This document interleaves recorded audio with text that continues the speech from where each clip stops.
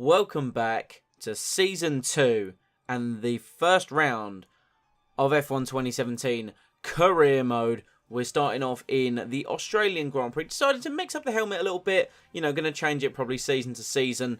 So I went with more of like a blue, orange and black theme for this one. Just figured I'd, include that so you can see the new lid that I'm going to be using for this season. Make it more in tune with my McLaren Honda. But the upgrades are now on the car. You can see we're very level with like 3 or 4 other teams. So we're going to be right in the thick of the action and right in the thick of the midfield as those 4 upgrades went on the car. The 2 power upgrades moving us around the same sort of engine now that a Renault car or a Renault powered car would have. And we're just off sort of the back of like your Hasses and your Red Bulls. So a bit more work going to be going into that over the course of the season. My goal is to get those power upgrades on the car as soon as possible. And again, just sort of, getting on the back of some of those cars, doing some more aero work. I think aero and chassis are going to take a back seat. Probably look at those either the end of this season or beginning of Season 3. But definitely want to get the major and the ultimate power upgrades on the car. But just sort of showing you what the sort of work was over the winter break. And then practice was in the wet. So, but I figured, I didn't really do too many laps. I did more focus on a race setup. Just did the practice programs, which I'm actually going to be cutting out of, the practice highlights because there's no point. You've seen it all sort of last season. So this is the setup I was running for this weekend and the Australian Grand Prix. Just finishing up here. But before further ado, let's get into the story of qualifying. Welcome to Melbourne, where qualifying for the Australian Grand Prix should be getting underway shortly. So, could be a tasty one today then, Ants. We've got all the ingredients, that's for sure. Treacherous conditions, an ever-changing racetrack, and 1 or 2 cars just behind the pace setters who maybe, just maybe, fancy a bit of an upset after a good performance from them in free practice. And the question has to be, of course, what is that circuit going to look like in 10 to 15 minutes from now? If you think the rain's going to get worse, then you have to be straight out when the lights go green to find whatever grip you can. But if it eases off, then you're better off waiting, saving the tyres, and going out at the perfect moment. The other thing that comes with these conditions? Traffic, and the lack of visibility that comes from sitting in the spray. It's going to be a constant problem, and I expect to see a lot of frustrated drivers with ruined laps out there today.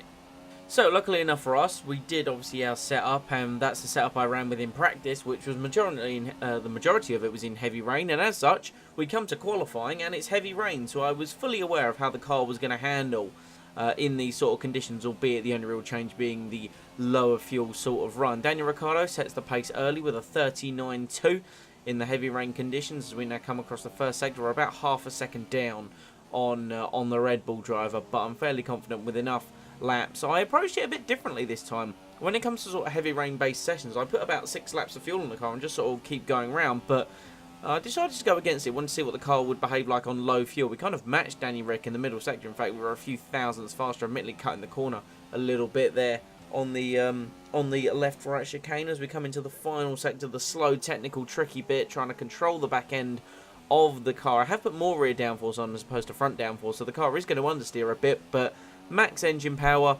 heading towards the line. What's it going to be as we come across? It is a 1:39.6. We're just over 4 tenths down on Daniel Ricciardo, so nothing too bad. We sort of matched him in the middle and went faster in the final, so we've got to look at it as the first sector is where we're losing the time, so we need to try and make that up as we now go for our second and final lap of the weekends. We take turn 1 a bit better exit this time around. We can see we're already up on the delta time, only by a small bit, so we're going to need to keep our head down and keep focused as we go throughout the lap, braking just before the 100-metre board, take it cautiously into turn 3. So easy to overshoot there and get a poor exit, and that's going to hamper the whole rest of the first sector. You can see having to wrestle the car through that sort of chicane there, try and go as wide as we can before the fast right-hander where we have to feather the throttle. You can see we're 2.5 tenths up as we cross the first sector, still 6 tenths off the pole position time, which I believe at the moment is being held by one of the Mercedes drivers, although I can't recall which ones. We're now 3 tenths up as we head towards arguably what some might say the most challenging corner on the circuit. At least for me, I can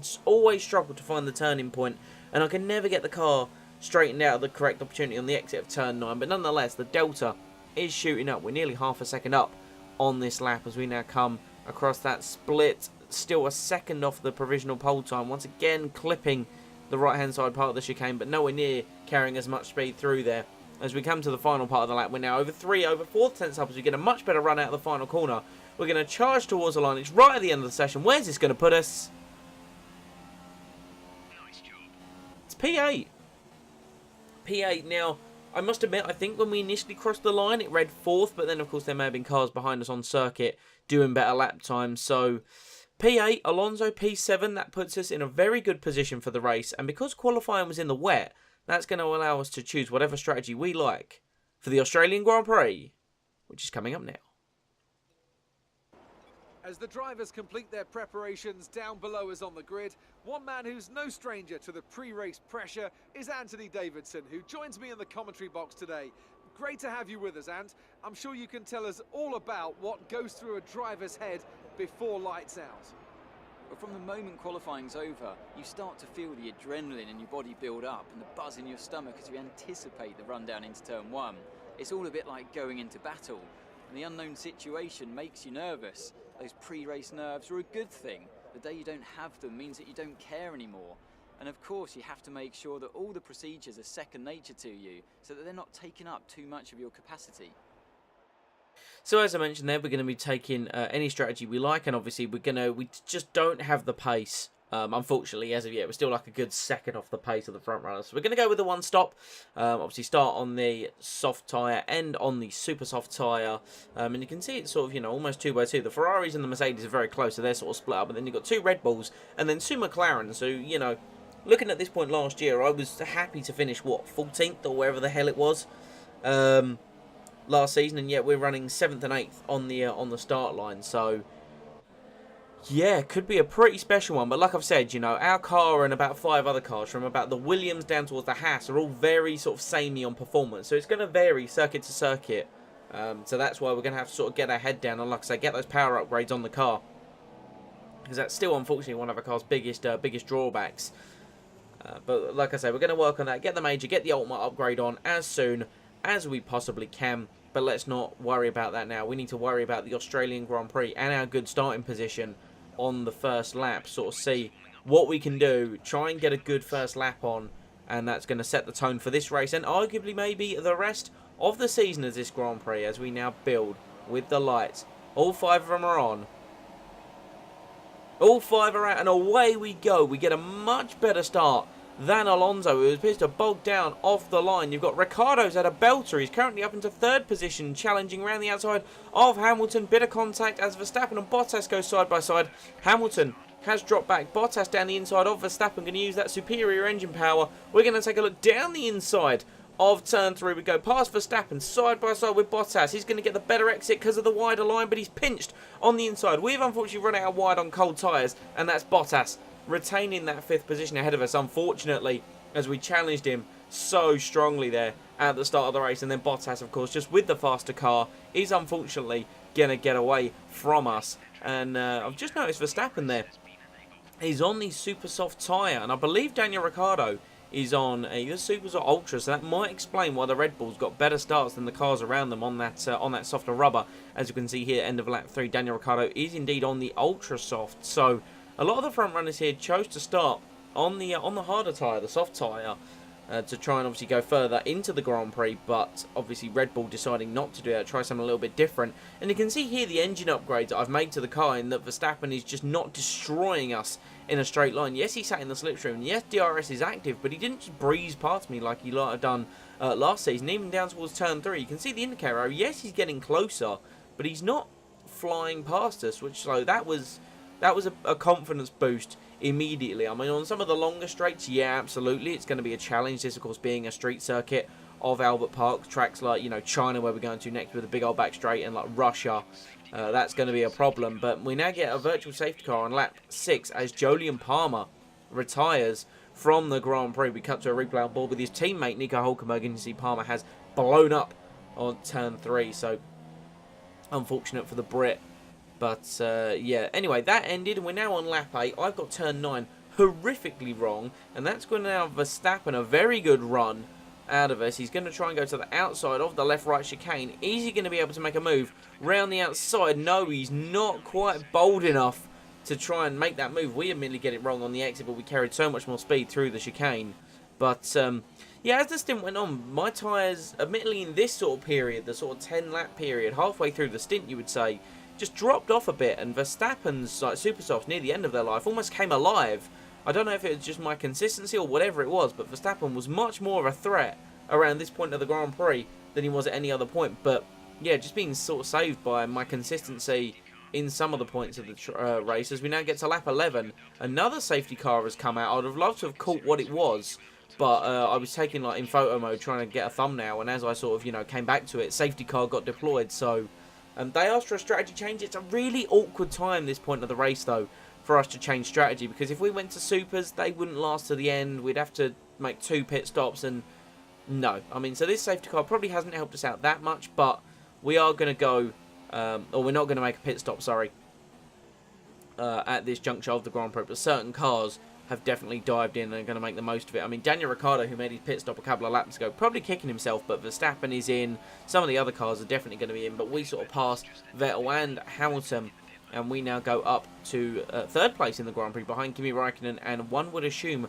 Valtteri Bottas. Of course, Bottas started on the soft compound tyre, so he's probably going to think the same as ourselves, as to not want to come in, as it's not of a benefit to him, as at the end of the safety car period, we nearly plough straight into the back of Räikkönen, where I wasn't really paying attention. But now we're surrounded by cars on much softer tyres than us, so yeah, much faster cars, much softer tyres, so we'll need to see how this goes as Bottas really backs the pack up. We got on the pedal on the rich mix, but unfortunately my tyres are just too worn to get much purchase out of the final corner. Hamilton is going to be right behind us in that Mercedes, and he has the most powerful engine on the grid. We charge towards turn 1. We're going to try and hold it around the outside if we can, just not enough grip, and I've actually run it out wide. You see me kick up some dust and some dirt there as Hamilton breezes straight past us, and he's now retained that 3rd position. Can we defend from Vettel going into turn 3? Yes, we can, and you got Räikkönen all over the back of Valtteri Bottas, who is again in the same position as myself, very worn tyres, but we go wide once again at turn 4, and that's opened the door for Vettel to perhaps maybe have a run at us, but wasn't actually able to do so. But we now move on to the end of lap 14. Hamilton has disappeared into the distance. Vettel now in the slipstream, no DRS as of yet. He's probably going to come breathing past us. Yes, he does into turn 1. Can he make the move down the inside? We're not going to try and hold it around the outside this time, but Vettel has had a mistake mid-corner and has not been able to keep the speed up. We've been able to push him out wide, and we're going to go ahead of him down towards turn 3. We're on the outside, Vettel on the inside. He brakes later. We're going to try and hold it round the outside if we can. That turns to the inside, but we're too squeezed on the apex. Vettel runs it out wide, and he is able to retain that position just round there, but we retain it through turn 5, but then we've had to go on the grass and we've gone too wide. That's Vettel up into 4th. Alonso's down our inside into turn 6. We've gone wide again across the grass, and that's going to allow our teammates straight past us there, and all calamities after the safety car period. I don't know what it was. I couldn't sort of hold it in a corner. We went sort of, turn 3 was fine, but we went too tight into 4, too wide in 5, too deep into 6. We now have to defend from Ricciardo on another set of ultra softs on the inside of turn 1. We've been able to keep it ahead of him. There was a slight bit of contact. I think Ricciardo had just sort of left it too late on the brakes. He hasn't spun. He's only lost a position to Perez there. But yeah, I don't know what happened after the safety car. I don't know if maybe my rhythm was broken or... But just for that start of lap 16 was just not working out for me.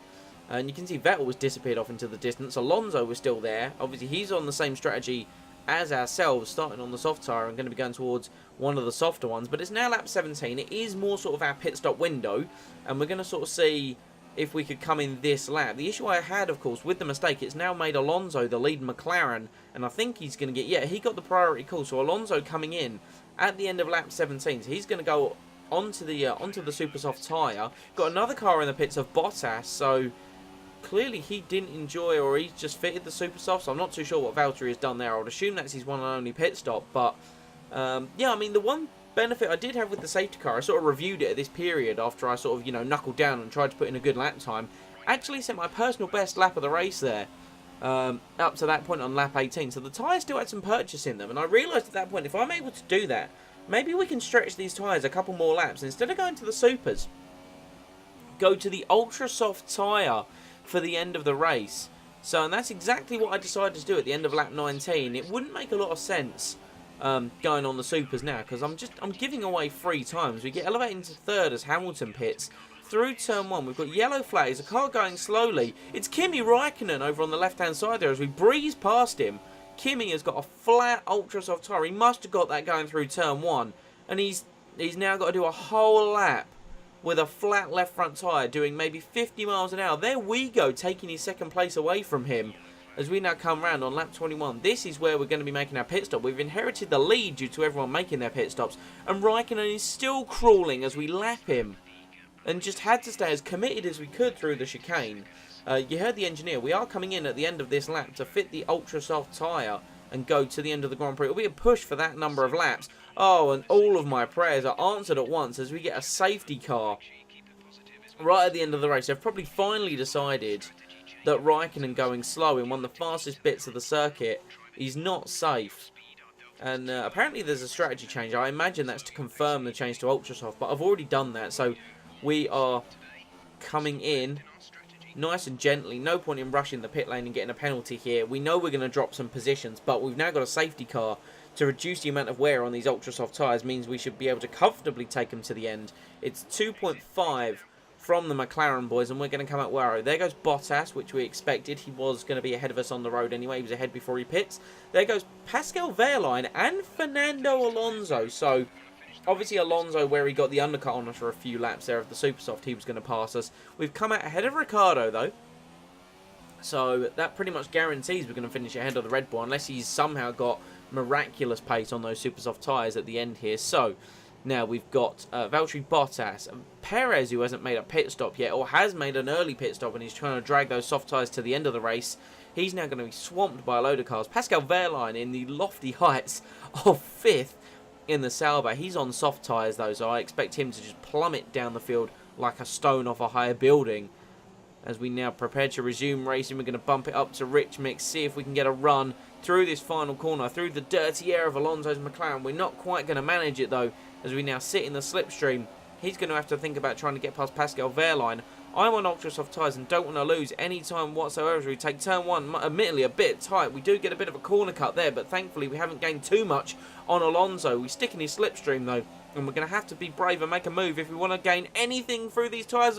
Wehrlein locks up, goes deep, holds up Alonso. We dive down the inside of both of them, up into 5th place. Perez has already dropped from 2nd to 4th, as he's now going to struggle on those soft compound tyres. Look at the lack of speed the Force Indy's got. He goes to the inside. He's all over the place into the braking zone. We have to dive it down his inside, prevent a collision, and that is us up into 4th place on the ultra soft tyre with the 2 Mercedes and a Ferrari ahead of us. Hamilton leads, is my understanding, from Sebastian Vettel, from Valtteri Bottas, and this is now our lap when we're actually free of clean air. That was our first sort of lap there at 27.5, but we can go faster than that. We've got another lap of clean air on very fresh ultra soft tyres, and let's sort of see what this lap can bring to the table. I thought at this point, honestly, because of the age of Bottas's tyres, we could catch him as we now come to the end of lap 25. I've been pushing and in high engine mode for this whole lap. Let's see what we can do in clean air. Sebastian Vettel sets a 24.7 as the fastest lap. We're going to come across the line. It's a 25.7. So it's like I said, we're about a second off the front runners, but I continued pushing as hard as I could. But the tyres then just, you know, the Ultrasoft don't go many laps around here. They did unfortunately drop off, and I wasn't able to catch Valtteri Bottas. So that was that. We pulled a massive gap over the rest of the field. Vettel wins the race. He gets past Lewis Hamilton, and that's going to be a Mercedes 2-3, and we are going to come home in 4th place. But I'm proud of Alonso getting that 5th after the season he had last year. This is going to set a good tone for McLaren.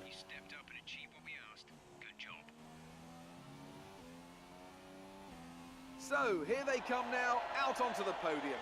Wherever you go, anywhere in the world, the prancing horse flags are dominant in the grandstands, and they're out in force again today. It's Ferrari on the top step once more.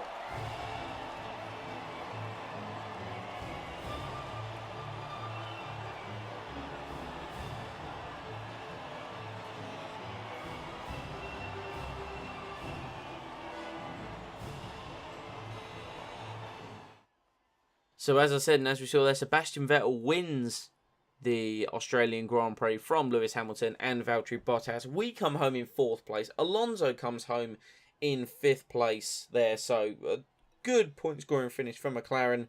Daniel Ricciardo in 6th position after his 2-stop strategy just didn't quite work out. Valtteri Bottas at the end must have lost a bit of pace compared to his the other guys on the super soft tyres there.